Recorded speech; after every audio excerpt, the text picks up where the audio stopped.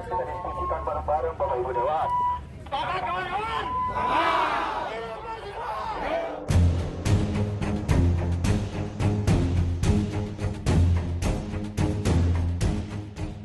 Gelombang unjuk rasa yang terjadi beberapa waktu terakhir mulai membuahkan hasil. Sejumlah tuntutan massa yang menyoroti persoalan gaji, tunjangan dan fasilitas yang diterima anggota DPR bahkan dikabarkan akan dihentikan. 5 anggota DPR yang membuat pernyataan dan tindakan kontroversial langsung dinonaktifkan oleh partainya. Seperti apa perkembangan terkini para wakil rakyat ini?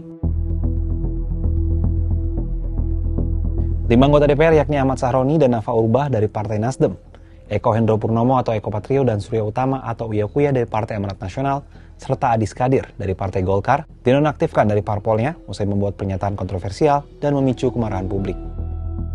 Namun publik mengkritisi sikap partai-partai tersebut sebab Undang-Undang Nomor 13 Tahun 2014 tentang MPR, DPR, DPD, dan DPRD atau MP3 ataupun Peraturan Tata Tertib DPR tidak mengenal istilah penonaktifan anggota DPR. Tidak heran, Ketua Badan Anggaran Said Abdullah mengungkapkan 5 anggota DPR yang dinonaktifkan partai tetap aktif secara hukum hingga ada pergantian antar waktu. Mereka pun disebut masih menerima gaji. Terkait hal ini, fraksi Partai Nasdem DPR meminta penghentian gaji, tunjangan, dan seluruh fasilitas yang melekat pada Sahroni dan Nafa Urbach. Hal yang disampaikan Sekjen Partai Nasdem Hermawi Taslim dalam keterangannya Rabu 3 September 2025. Tindak lanjut dari penonaktifan Ahmad Sahroni dan Nafa Urbach dari status keanggotaan DPR RI, DPP telah mengirim surat kepada fraksi di DPR melalui surat nomor 168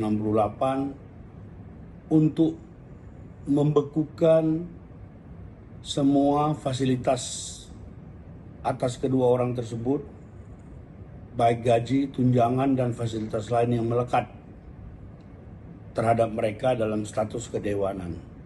Untuk selanjutnya, satu tahap lagi kita akan membawa kasus ini ke Mahkamah Partai. Nanti Mahkamah Partai lah yang akan memutuskan kasus ini secara final dan mengikat. Sehingga semua menjadi clear. Demikian yang dapat kami sampaikan. Langkah serupa juga diambil oleh fraksi Partai Amanat Nasional. Ketua fraksi PAN DPR Putri Zulkifli Hasan, Rabu 3 September menyampaikan fraksinya menegaskan komitmen menjaga integritas, transparansi, dan akuntabilitas di lembaga legislatif dan meminta agar hak berupa gaji, tunjangan, dan fasilitas lain yang melekat pada jabatan anggota DPR RI dengan status nonaktif dihentikan selama status tersebut berlaku.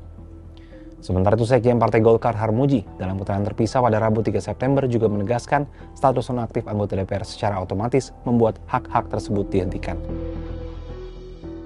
Kebijakan untuk mengurangi fasilitas yang dianggap tidak relevan dengan rakyat seperti kunjungan luar negeri juga akan ditangguhkan untuk sementara. Hal ini bahkan tidak hanya berlaku bagi anggota DPR, tapi juga para wakil rakyat di daerah. Kementerian Dalam Negeri melarang para kepala daerah dan anggota DPRD melaksanakan kunjungan kerja ke luar negeri di tengah gelombang unjuk rasa di berbagai daerah. Keputusan ini menyusul larangan serupa yang lebih dahulu diberlakukan bagi para anggota DPR. Pernyataan ini disampaikan Menteri Dalam Negeri Tito Karnavian seusai rapat pengendalian inflasi daerah di kantor Kementerian Dalam Negeri Jakarta, Selasa 2 September. Kemudian saya juga sudah meminta untuk menunda semua keberangkatan kepala daerah, ya, DPRD ke luar negeri.